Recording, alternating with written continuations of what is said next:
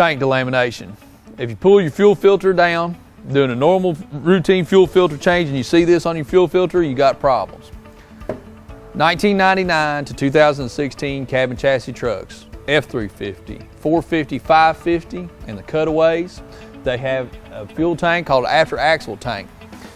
Don't know why, but these tanks have a coating on the inside of them that becomes unstable, starts breaking down, makes it into the fuel system. This can wreak havoc on your truck. This can destroy injectors, injection pumps, and countless other things. So today, we're going to solve this problem by installing a TITAN fuel tank. The good folks at TITAN have sent us a 40-gallon after axle tank for this truck. This is for the 11 to 16 cab and chassis, part number 8020011. TITAN tanks have a lifetime warranty on them. This is a 40-gallon tank. This is a drop-in installation. Don't have to change anything, just roll our sending unit over and install it and go. We're going to show you how we're going to clean these lines out and clean everything up as best we possibly can to get this truck back up and running. Again, this truck just came in for service. We happened to catch it, so thought it'd make for a good video for you guys. So that's what we're going to get started with. First thing today is what we have to do with the TITAN tank is we actually have to fill it with water or fuel if you want to. Make sure before you ever install the tank in the truck, you want to make sure that the tank doesn't have any leaks. Now, very low probability that's going to happen, but you don't want to install the tank and have a problem. You want to make sure that you get all of those problems taken care of while the tank's on the ground, not while it's installed on the truck. So that's what we did, filled it full of fuel, checked everything for leaks. We're good to go, so we know we're solid. So now what we're going to do is we're going to go ahead and get started with the removal process of the after axle tank on this cab and chassis. First step in removing your after axle tank is you're going to have something to support the tank on. Now, whether you use a jack or a transmission jack or whatnot, you want to make sure that you don't puncture the tank or anything of that nature, and you want to try to let it down slowly so you'll be able to get access to your lines and whatnot. So first thing that you're going to want to do while the tank is still up in the truck at its normal height, we were able to unhook the filler neck. So you want to unhook the filler neck. I took it loose on this outside. I think that it'll come past this when it's going down. And then the vent will come off as well. It will require to be removed as well, so just pop it off. So once we get the vent off, we're going to go ahead and take all 4 bolts out, and I'm going to get some help, and I'm going to go ahead and just let it down easily. Then we want to remove our fuel lines and disconnect our sending unit. Now we're going to remove the 4 15 bolts, 4 15 metric bolts that are at all 4 corners of the tank. We're just going to go ahead and remove them. And with all 4 of the bolts out, that's going to give us the ability to lower the tank down just a little bit. The tank will have to be lowered just a little bit with a bed on it or whatnot. Brand new trucks, of course, you don't have to worry about that. If you want to put one of these tanks on, which we would suggest before you ever run into the problem, do it before you have your chassis upfitted or put your bed on. That way you've got access to everything very easily. So we've got the vent hose, the filler hose unhooked, all 4 bolts out. So we're just going to let the tank down just a little bit. And this will give us access to the lines on the back. So now with this truck, we were able to lower this tank down about 8 inches, and that gives us enough access to get on top of this tank and to show you how the lines need to get disconnected. Now, all these trucks are going to be different. The cab and chassis are going to have different configurations, different beds on them, but we got really lucky with this truck, and we were able to lower the tank down about 1 foot, and this gave us access to get to everything to be able to show you how to disconnect it. Now, the cab and chassis trucks are not known to be trailer queens. They're going to be dirty, they're going to be muddy, they're going to be nasty. Everything on them is going to be tight. So you will have to take your time. Don't break anything, don't get frustrated. Just take your time. Electrical connector on this, just like most regular connectors that you've dealt with here before. It's got a little green safety, or a little red safety locking tab on the top of it. You've got to slide the locking tab out to get the fuel level sender disconnected like that. Hopefully that let our electrical connector come off, and it does. The new style Ford fuel lines, and before you push the disconnect in, you've got to go around the sides of it and pull the trip out. They are yellow and blue. I'm going to remember that blue is positioned towards the rear of the tank. So there's my fuel line out. You will get a little bit of residual fuel, not a ton, but a little. Same thing on this side. I've got to pull the trip back. And then I'm going to engage it.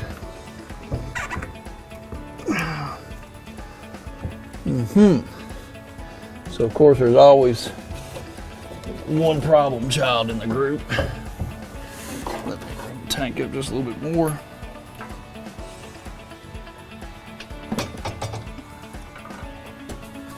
Alright.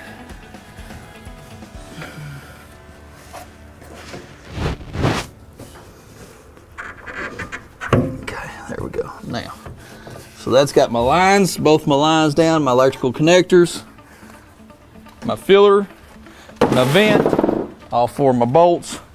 Tank's ready to come down. It's good to have assistance here. If the tank's got fuel in it, it's going to want to go one way or the other and fall off the jack, about like that. Right. Okay, before we pull our sending unit out, we're not going to reuse any of the fuel in this tank. I do not suggest you going back with any of this fuel, but we are going to clean this off so we don't get any debris that go into the sending unit or any other thing going forward. Just one less thing for us to worry about. I know that we're not going to reuse this fuel, but still always a good idea when you're removing a sending unit to make sure that you get everything nice and clean in your work area here and keep everything that you can from falling in. Now we're going to remove the sending unit. Remove the sending unit on the truck. There are little ears around the hold down clasp. We just want to take a screwdriver and just knock them loose. All right. Then we work the sending unit back and forth best you can. Come out, it is spring loaded. Want to bring it out there.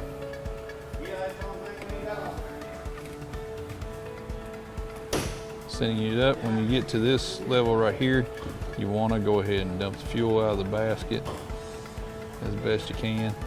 Be aware of where the float arm is. My float arm is, don't want anything out of the old tank in there. So there's our sending unit removed. Just going to show you an example of why it's so important to get everything clean. You can still see some of the particles in the bottom of the sending unit there. It's definitely we're going to get this all cleaned out really, really good, get it spotless before we put it back on the truck, before we put it back in the tank. So in the cleaning process now, what we want to do is we want to make sure that we get all the lines blown out and cleaned out really good. So we're going to do between the frame filter and the tank first. So we've got disconnected our suction and our return line. We're just going to blow those out really good, make sure that we've got flow all the way back. Watch your eyes, Lurch.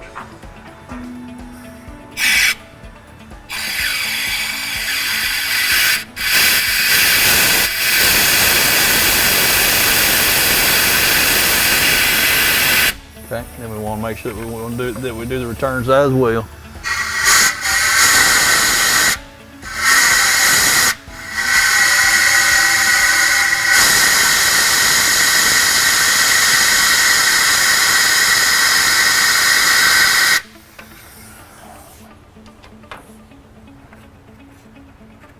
And go ahead and connect everything back up. So now we're ready to start going back with our Titan tank.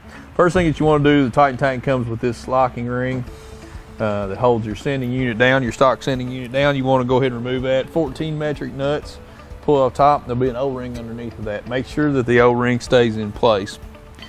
Next, the inside, there's a 1/2 inch flange that is half moon shape, and you can see right here, you can see the split of the half moon, and obviously on the other side, the half moon.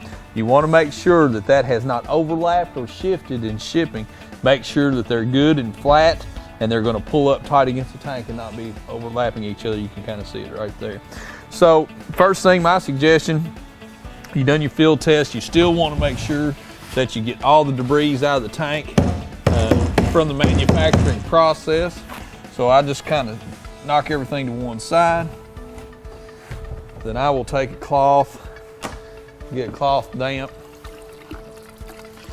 with fuel, and I will actually wipe out the inside of the tank, and that will help me to get any of the molding debris. You can see right there what came out of that. You want to make sure that you get everything out of the tank. So this is going to be a little bit of a process for us. We're going to do this quite a few times, and I'm not going to take for granted that I shifted this thing down. I'm going to make sure that I try to pull everything to one side and get as much of it as I can out. Now we're going to put our stock sending unit in. Stock sending unit on the tank is going to be marked for tab location. On this sending unit, that'll be this tab right here that they're speaking of. So before you put your sending unit in, you want to make sure that you've got your O-ring underneath here and seated in its groove. Very important. That can be a leak point on a full tank. So now we're going to insert the sending unit, and I'm going to put the tab at the location that Titan asked for it to be. And we're going to put our locking ring on. Slip it under the electrical connector. And we'll be putting our nylon lock nuts on here.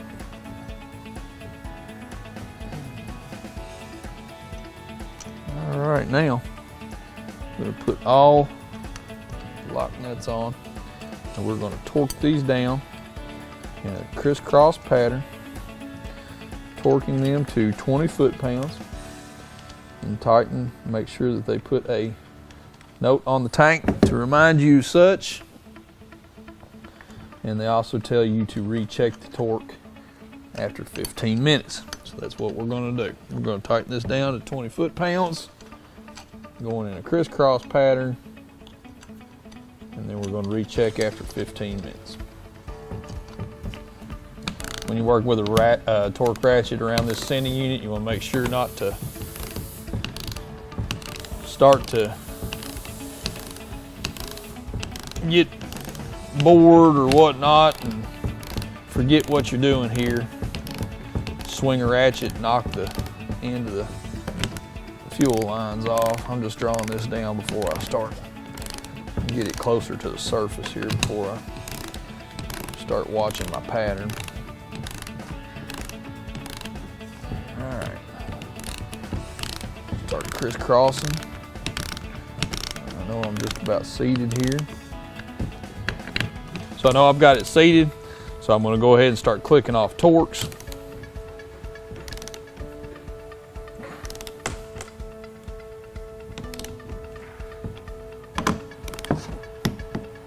Okay, so there it is, torqued down, 20 foot-pounds. Wait 15 minutes, we'll come back and check it again. Now we're ready to disassemble the saddle and put the Titan tank in this. So 18 metric, we just want to go ahead and unbolt this.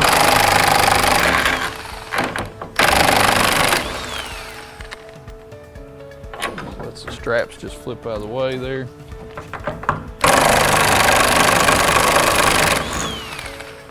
Okay. You're going to want to remove your stock tank from the saddle. The saddle is just got a strap over it, 18 metric. Remove the bolts, and the straps come off. Now we're just going to remove the stock tank out from this. You'll have to wedge it out from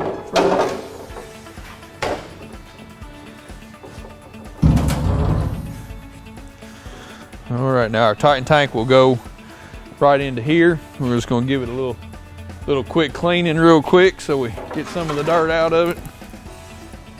So now you want to go ahead and put your Titan tank back in your saddle. You want the curvature of the tank on the bottom. You'll see it can only go one way. So we're going to sit it over in there now, or we're not. There we go. Then we'll just put our straps back on and tighten them down. Going back up now with the tank, we're going to go ahead and put our clamps on our filler neck stuff. We're going to try to fight that once we get it up in here. We're going to get the filler neck side done on the actual neck side. And then we'll just go back up with the tank.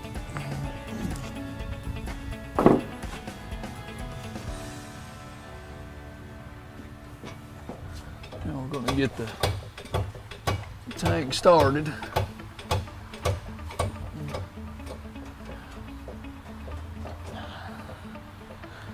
Then we're going to go in and see if our lines will reach.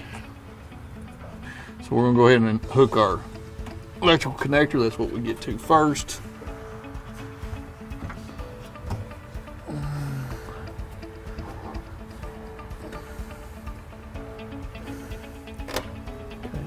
Lock the connector down, make sure it's not going to come loose. And our blue line will go up a couple more pumps. It should reach good. Okay. Looks like it needs to come this way and down. Alright. Lock that.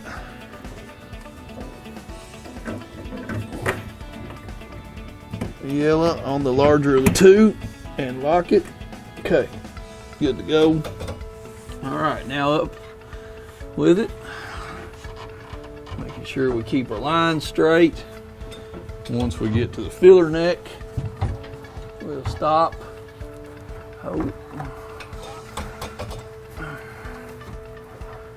Let it down just a little bit, please. A little more. A little more. Good. Okay, now take it up.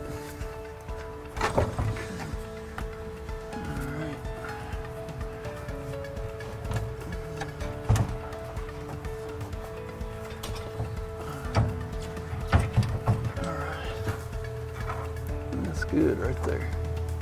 Okay, so while we've got it in this position right here, while we're down, we've got all of our lines, we've got our filler neck on, we've got our vent hose on. I'm going to go ahead and tighten these clamps down. That will leave the clamps at the actual filler, the neck side itself, loose. So we've still got some slack in it. Now we've got all of our clamps on, tightened up, fuel lines on, electricals on. Now we just want to make sure that we've got everything fitting correctly and that all of our holes are lined up. None of our lines are in a pinch or anything of that nature. Everything is tight. All right. Okay. So now we're going to put our 4 15 metric bolts back in, our mounting bolts.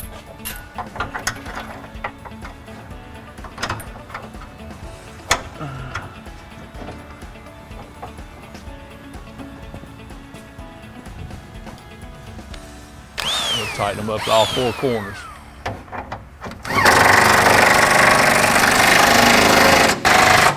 All right, you want to go back through this and check your hand torque. Make sure everything are really good and tight. Tank's in, lines are clean, or the lines from the tank to the primary filter is clean. We're not done yet. We've still got to clean the lines and change the filter from the primary filter to the secondary filter on the engine. So that's what we're going to do now. We're going to go ahead. We've already cleaned this cartridge out real good. Make sure that we had all the particles out of that. We've already got a new fuel filter here. So we're going to change this out real quick. We're going to change the rail side, and then we're going to take the lines off from the engine side, blow them out, and change the engine filter too. Okay. Now we're going to disconnect the engine side lines. and we're gonna get the return side and the pressure side down. We're gonna disconnect them because we're gonna blow from the lines from the engine side back down. Okay.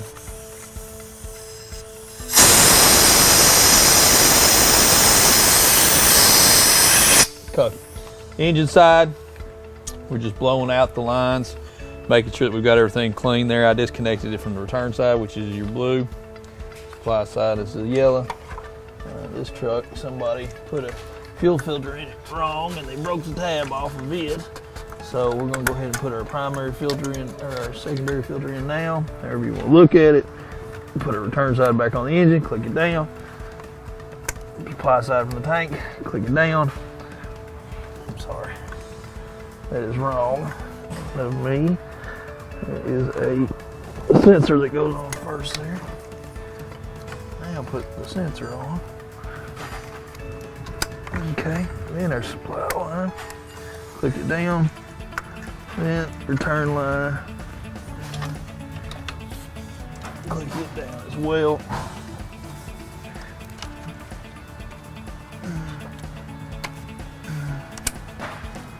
All right, and that finishes up our filter change, our line cleaning, everything. And that finishes our installation of our Titan tank on our 2014 cabin chassis. So delamination is definitely a big problem. You pull your filter down, you see it, you want to attack it right then. You want to make sure you get it taken care of at that very time. We'll take you back here and kind of show you what the tank looks like inside before we wrap all this up. We don't suggest you use any fuel. I forgot to say that in the video. Don't use the fuel out of the contaminated tank for sure, but you can see spots inside the tank that are discolored and look different like that there. And then there are spots on the back side of this where the coating of the tank is coming off, but this is actually what comes off, this coating on the tank. So that's the delamination. And that is what we have fixed with this problem. So definitely Titan makes the best product on the market for this. We've got them on our website. If you need anything from us or have any questions on this installation or questions about anything going on with your truck, please give us a call. Thank you.